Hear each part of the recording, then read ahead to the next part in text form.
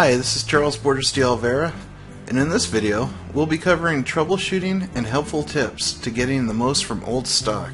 So let's begin.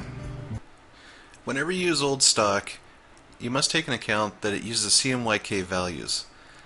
Opening a file in RGB and trying to run the actions will not work. Another thing too to note is if your file is RGB and you try to change the color mode from RGB to CMYK, it still won't work. The file has to be a native CMYK.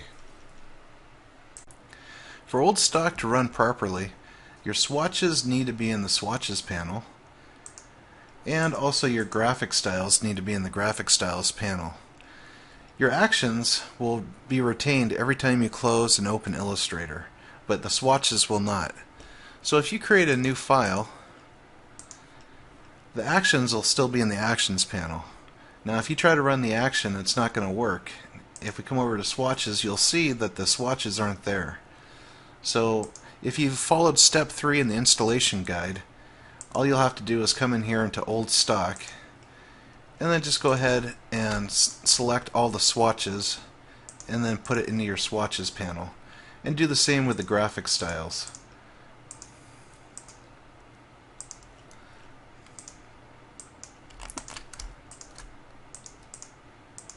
And now you're ready to go. Okay, for this next tip, I'd like to talk about how scale affects the output of the actions. The general rule of thumb is the smaller your text or object, the larger the effects will be. And the larger your text or object, the smaller the effects will be. So I'll go ahead and demonstrate what I mean by this. I've gone ahead and I typed out old stock, and I'm set at 72 point, and I've got the same line of text here set at 140 point. I'm going to go ahead and run diagonal tight, one of the actions from old stock drop shadow minus outline, and we can compare dramatically how different the scaling affects the output of the action. So let's go ahead and select our text here. I'll go ahead and run the action.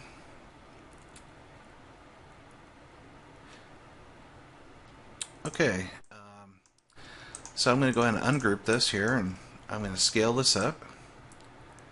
And now we can compare what a difference it makes by just the scale. And you can see here our lines in our diagonal drop shadow are a lot larger, as is the outline around the letters, compared to the 140 point line of text. So just to recap, the smaller your object or text, the larger the effects are going to be, and the larger your text or object, the smaller the effects are going to be. Okay, for this next tip, I'd like to explain how to make the drop shadow go to the left. By default, old stock's drop shadows all go to the lower right. But what happens if you want the drop shadow on the other side? Well, I contemplated making 50 different actions, but that would just be too much for the end user. So the easiest way I could think of was to just select your text and to use the reflect tool in Illustrator. So I'm going to go ahead and double click it, and it mirrors our text, and I've got it set to vertical, and I'm at 90 degrees, and I've got the preview mode on so we can see how it looks.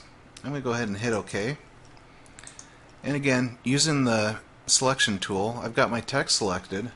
Now I can run my action, so I'm going to go ahead and do that. Okay, so now I'm going to select the drop shadow and the text, and again use the reflect tool. And there we go. We've got the drop shadow on the left. So you could technically do this to any pitch that you want, just by changing the way it's reflected. Another thing I'd like to mention too as a tip is after your action runs, it expands the whole action. So what I like to do is after I run an action, I just go ahead to this little triangle here and I just collapse it. So that way it kind of keeps everything nice and organized.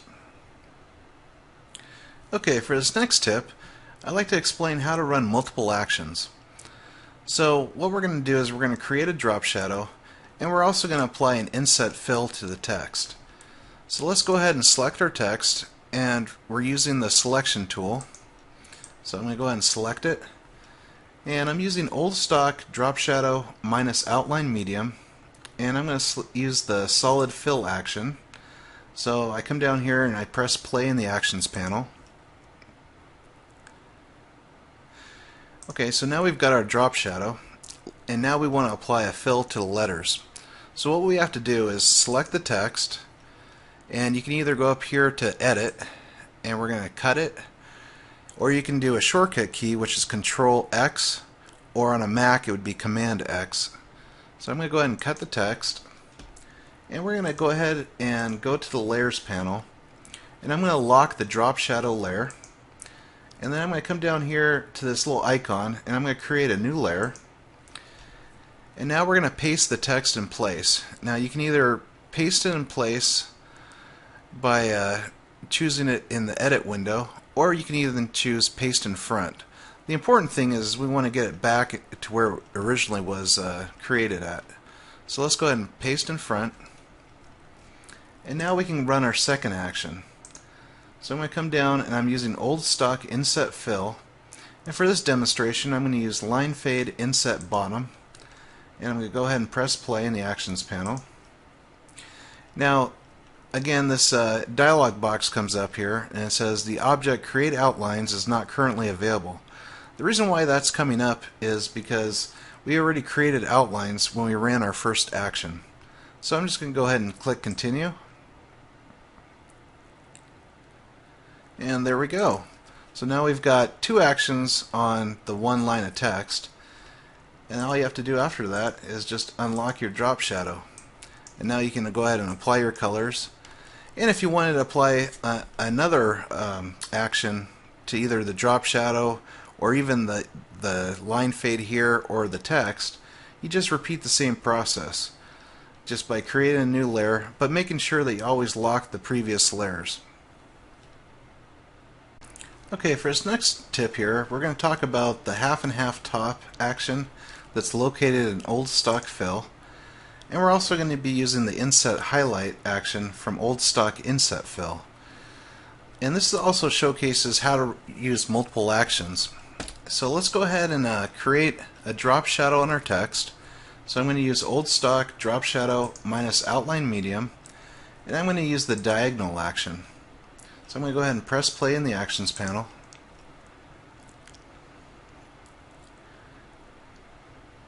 And as stated in the previous video, if we want to run multiple actions, we have to cut our text or object and paste it in a new layer. So let's go ahead and do that. So I'm going to go ahead and cut my text, and I'm going to go ahead and lock the layer, and I'm going to create a new layer, and now I'm going to paste my text in place. And now we can run our second action. So we're going to be using old stock fill, and I'm going to run the half and half top. So I'm going to come down and press play, and old stock's going to create the top half of the letters. So we still have our text, and we also have the top half. Now there's more to the half and half top than just splitting the letter. The reason is you can take this top half now and apply more effects to it. So I'm going to go ahead and do that. So I'm going to go ahead and I'm going to select the top half here. I'm going to go ahead and cut it, and I'm going to create a new layer like we did previously, and I'm going to lock the layer that has the text, and I'm going to paste it in place, and now we can run another action just on this top half. So I'm going to go ahead and use old stock inset fill, and I'm going to run the inset highlight action.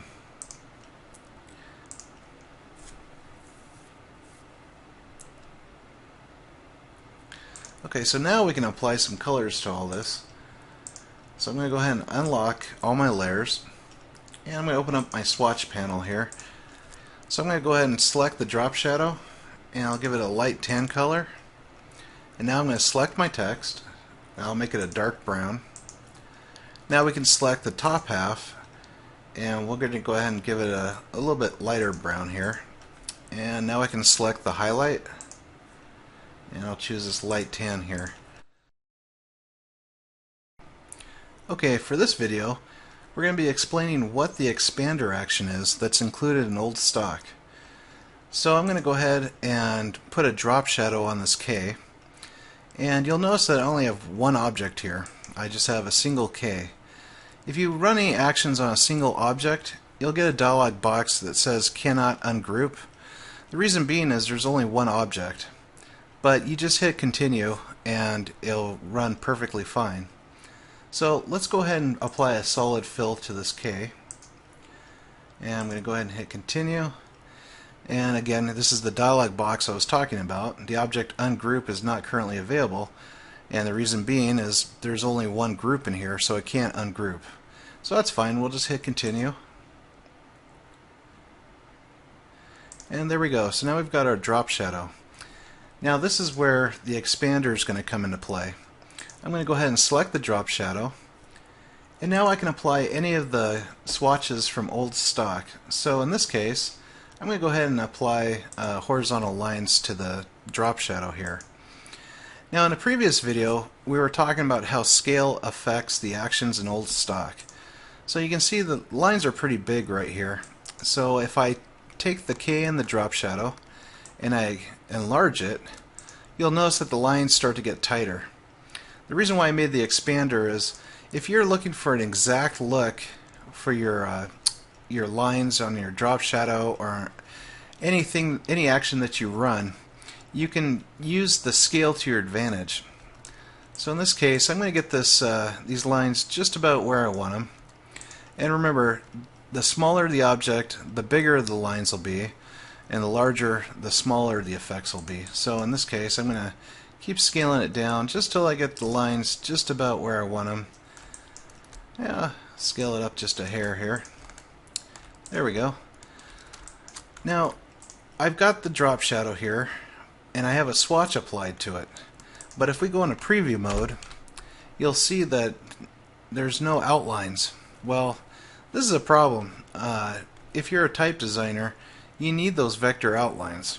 You can't just apply a swatch and then try to make a font from it. So this is where the expander comes into play. So let's go ahead and select just our drop shadow here, and it's got our swatch applied, and I'm going to go ahead and run the expander action. And there we go. Now we've got all the horizontal lines, they're all vectorized. So that concludes what the expander action is. Okay, in this next video, we'll go over the drop shadow gradient action from old stock. We will be using the outline medium action for our demonstration. We will show how to change the colors, as well as how to lighten or darken the shading. Next, we will apply some more actions to our sample, and show how a designer can use old stock's actions in a vintage setting. So I've got my text on the artboard here, and I'm going to use the selection tool. I'm going to go ahead and select it, and you'll notice in the actions panel I've got the drop shadow gradient actions loaded, and for this demonstration we'll be using the outline medium action. So I'm going to come down here and press play, and we'll let old stock go to work.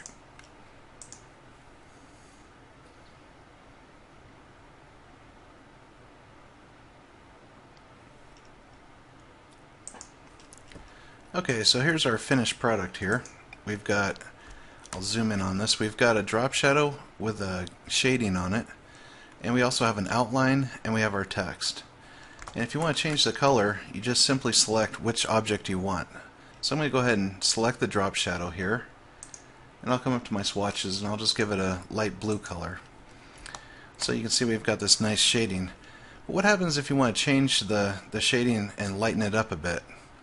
Well, by default, I made it so that the gradient shading is actually locked. And I did that for a reason. I did that so you could apply your colors first. But after you're all done, if you have to move your logo or your letters, you just come up to Object and Unlock All. So in this case, I'm going to go ahead and do that. I'm going to go Object, Unlock All, and now our gradient drop shadow is selected. So now I can come into my transparency panel here, and it's set at 100%. So I'm going to go ahead and knock it down to 50%. And you can see how much lighter it is, but we still retain our shading, and that's what we want. So in the next video, I'm going to show how to run the same action, but we're going to apply some more actions to it, and we'll create an old vintage sign.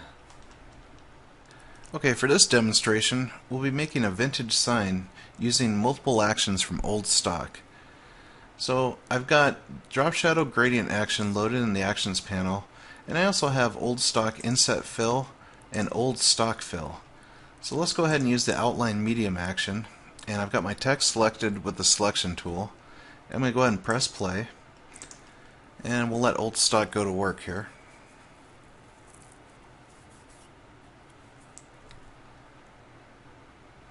Okay, so now we've got the action completed here, and I went ahead and just produced a simple sign background for our little design here, and I've got that on its own layer and it's locked. Okay, so now we can start applying colors and adding actions to our text here. So I'm going to go ahead and collapse the action here.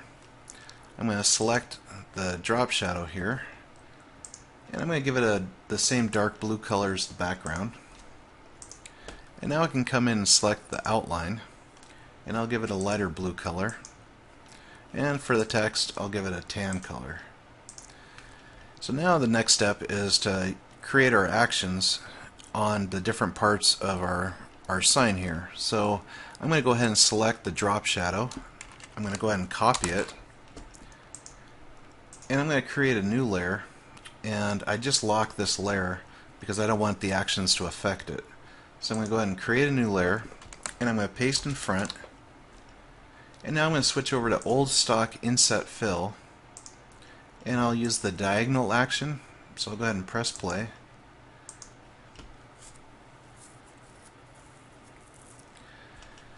Okay, so there we got our diagonal lines, and you'll notice that the drop shadow has turned to black. Well, what happens is when you run an action, old stock retains the original object, just in case you wanted to keep it and apply different effects. But for this demonstration, we're going to go ahead and delete it. So I've got my outlines here. I'm going to go ahead and select them, and I've gone ahead and created a gradient swatch that goes from white to transparency.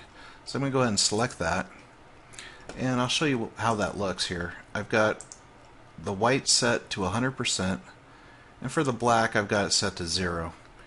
And we could always just change that to white if we wanted to. And now I'm going to come over here to the gradient tool, and I'm going to start at the top, and I'm going to come down until I reach the bottom there. And it's starting to look good, but it's still a little too prominent. So I'm going to come over here and select it.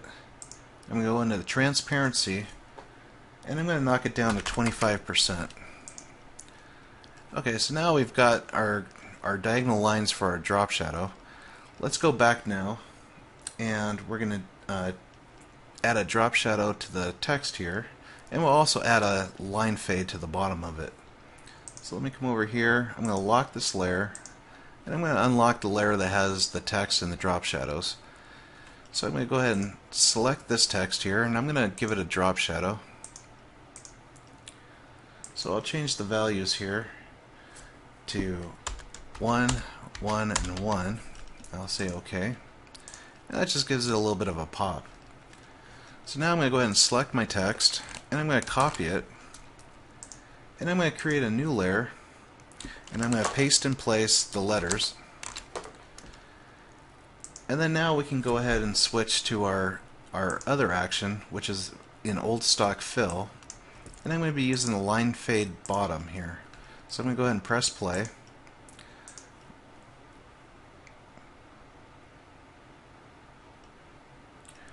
Okay, so now we've got our line fade, and once again I don't need the letters here because we already have it on another layer. So I'm going to go ahead and delete that. I'm going to select the line fade, and I'm going to go ahead and change it to white, and then I'm going to reduce the opacity down to 41%.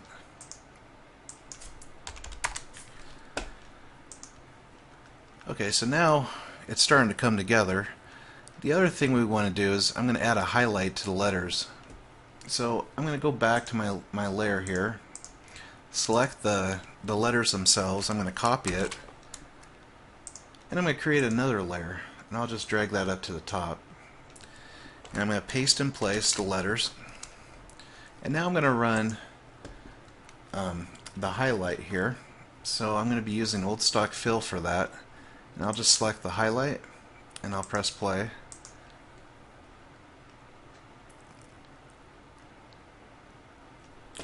Okay, so now we've got our highlight. I'm going to go ahead and delete the text again.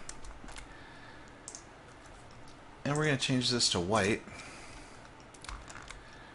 And one thing that I like to do in Illustrator is utilize the feather feature. And so I'm going to go up into Effect.